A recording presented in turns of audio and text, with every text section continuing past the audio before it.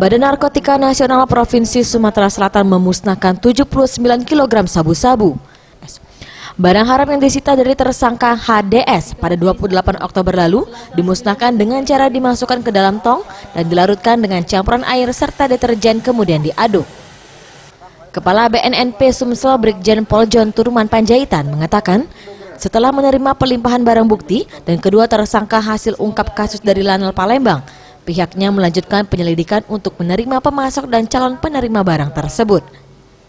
Diketahui pengiriman barang bukti narkoba tersebut dikendalikan oleh seorang berinisial Y di Batam, yang saat ini masih dalam pengejaran.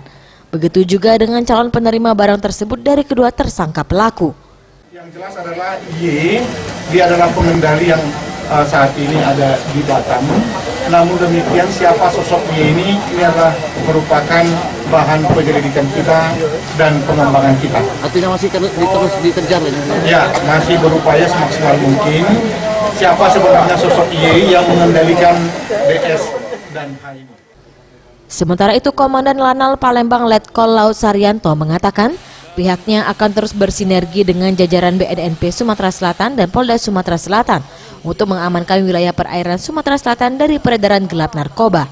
Jadi kalau wilayah perjalanan Palembang memang titik rawan dan penyelundupan kita kemarin baru mengungkap juga penyelundupan rokok, tapi wilayah di Jambi. Karena wilayah perjalanan Palembang meliputi Sumatera Selatan dan Jambi. Tim Liputan Sriwijaya TV.